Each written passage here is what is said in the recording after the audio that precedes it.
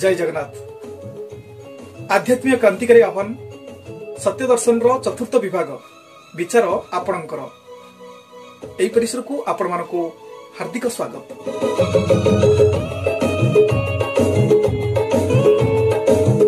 प्रिय अध्यात्म प्रेमी दर्शक बंधु, आपण माने धर्म अर्जन करिबा पई कार्तिक मास हविष्य भोजन करुछंती, किंतु छाड़ खाई को अपेक्षा करिछंती निश्चय।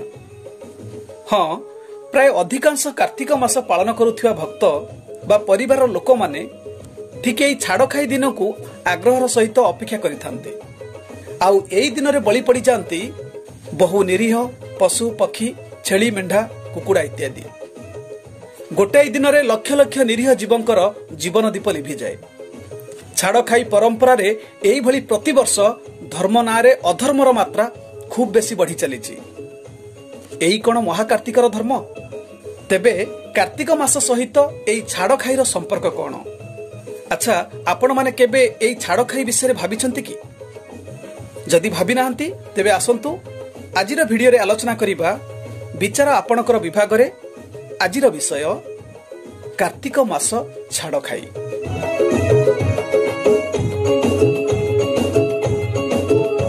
प्रिय सज्जन, आम समाज रे उभय आमिष और निरामिष भोजन करुथिबा लोक सर्वाधिक, मात्र संपूर्ण निरामिष भोजन करुथिबा लोक बहुत कम मात्रा रे अछंती। किंतु कार्तिक मास आसिले प्राय अधिकांश लोक निरामिष अर्थात सात्विक हविष्यान्न भोजन करिथांती। से आमिष खाउथिबा लोक हुंतु कि निरामिष खाउथिबा लोक हुंतु, समस्ते धर्म करिबा पई हविष्य पालन करी सात्विक आहार करिथांती। वर्षक 12 मास मध्यरु एही कार्तिक मास को समस्ते सबुठारु बड़ धर्म मास हिसाब रे स्वीकार करिथांती। पूरा मासटा सारा सात्विक खाद्य खाई धर्म करुथिया बेले अधिकांश लोके गोटिए मस्त बड़ भूल करि दिथांती। ठीक मास शेष हेबार पर दिन रे अर्थात छाड़ खाई दिन, जहा द्वारा 12 वर्षर तपस्या सुखुआ पोड़ारे जीवा भली एही गोटिए दिनर भूल ही मास सारा संचिथिबा धर्म को पानी रे मिलाई दिए। मासकर पुण्य को छाड़ खाई पालन रे ही शेष कर दिया जाए। तेबे एते निष्ठा और धैर्यर सह मासव्यापी धर्म करिबारे लाभ कौन मिलिला? आपण माने जानते कि 12 मास भितरु भगवानकर विभूति रहिछि मार्गशीर मासरे। एहा गीतारे उल्लेख अछि। आउ आपण माने तो भल भाबरे जानती एही मार्गशीर मासरे ही समस्तଙ୍କ घरକୁ माँ लक्ष्मी विजय करिथांती। तेबे आपण सेही मास अर्थात मार्गशीर मासर प्रथम दिन जहाको छाड़ खाई बोली कहा जाए, ठीक सेही शुभ दिन रे ही आमिष भली तामसिक तथा उत्तेजक खाद्य खाई थांती। यह कोन उचित परंपरा कि? आपण माने निजे ही विचार करंतु। मार्गशीर भली विभूति मासर प्रथम दिन को एभली तामसिक आहार भोजन करी मासर महत्व को नष्ट करिबा द्वारा केउ पुण्य मिली थाए? आपण माने हुए तो कहिबे ताहले छाड़ खाई काहे कि हिची? प्रिय सज्जन, प्रथमे छाड़ खाई शब्दर अर्थ बुझिबा आवश्यक।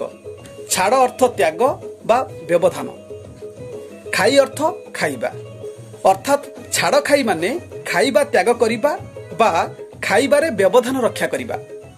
तेणु छाड़ खाई आमिष खाइबा पाई हेई नाही, बरं खाइबा छाड़िबा पाई हेइछि। काहेकि ना मास सारा सात्विक आहार करी आसीथिबा व्यक्ति सीधासळक हठात तामसिक बा आमिष इत्यादि खाइबा शरीर निमित्त ठीक नुहे। सेथिपाई सेही दिनटी को खाइबा छाड़ी उपवास रे बितेइबा द्वारा ही मास जाकर पुण्य बा हविष्य भोजनर लाभ मिली थाए। किंतु सात्विक आहार शरीररू जीर्ण न हेउनु ता उपरे हठात तामसिक आहार भोजन करिबा उचित नुहे। जेहेतु सात्विक आउ तामसिक आहार उभयर विरोधी खाद्य, एणु एई दुई प्रकार खाद्य मध्यरे छाड़ रखिबा अर्थात व्यवधान रखिबा एकांत आवश्यक। जेहेतु मास सारा सात्विक आहार भोजन करा जाई थाए, तो गोटिए दिन व्यवधान रखी तो तापरे तामसिक आहार खिया जाई पारे। सेथिपाई आम परंपरा रे एई छाड़ खाई पालन बहु पुराणा कालरू ही चली आसुची, मात्र एहार मर्म प्राय अधिकांश लोक जानती नाही। एही दिन पालन आमिष खाइबाटा मुख्य नथिला, बरं कार्तिक मासरे धर्म अर्जन करी पुण्यता प्राप्ति पाई हविष्याली माने एही दिन रे ब्राह्मण मानकु भोजन और दान इत्यादि देई हविष्य व्रत को उद्यापन करने थिला मुख्य, किंतु कालक्रमे यही दिनर महत्व को समस्ते भूलीगले। आजिकाली यही छाड़खाई दिन को समस्ते आमिष भोजन दिन भाव ग्रहण कर छाड़खाई अर्थ खाइबा त्याग बदल में आम समाज रे प्राय समस्ते यहाकू छाड़ खाई अर्थात जहा छाड़ीच ताकू खाओ बोली बुझंती। अच्छा, यही विषय आपण माने टिके गभीर भाव में चिंता कले जानि परिबे।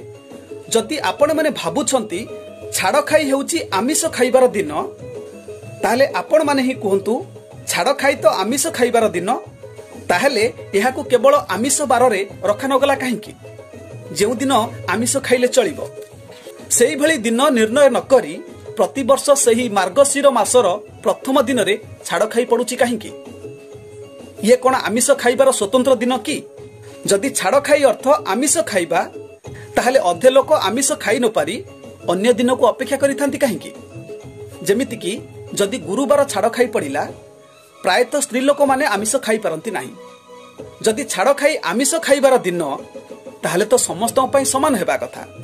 ता छड़ा जेउ माने आदौ आमिष खांती नाही, सेमाने भी तो मास सारा हविष्य करिथांती। ताहले सेमानक पई छाड़ खाई दिनर माने कोन? जदि साधारण अर्थ रे निया जाए, तेबे छाड़ खाई दिन ही छाड़ीथिबा खाद्य को खिया जाई परिबो। अर्थात आमे सबुदिन भली साधारणतः जो खाद्य खाउतिले सेही खाद्य को आमे कार्तिक मास सारा खाई पारि न थाउ, ताकू आमे छाड़ी देइथिलु। से आमिष हेउ कि उषुना खाद्य हेउ कि केतेक निषेध पनीपरिबा हेउ, तो जो सब छाड़ी देइथिले सेही छाड़ीथिबा भोजन को आमे पुनर्बार आरंभ करिबार दिन हेउची छाड़ खाई। तेबे निजे विचार करंतु, साधारण खाद्य बोइले निहाती माछ मांस नुहे, किंतु आजिकाली समाज रे छाड़ खाई दिन ही निहाती माछ बा मांस भक्षण करिथांती, जहा आमर पुण्य फल को नष्ट करि देइथाय। जदि ए प्रकार खाद्य लालस मनरु छाड़ी हेउ नाही, तेबे हविष्य पालन करिबार आवश्यकता कोन? छाड़ खाई उपरे ध्यान केंद्रित रखिथिबा व्यक्तिर मन कदापि थय होई न पारे कि ताठारे धर्म कि भक्तिर गुण उत्पन्न होई न पारे।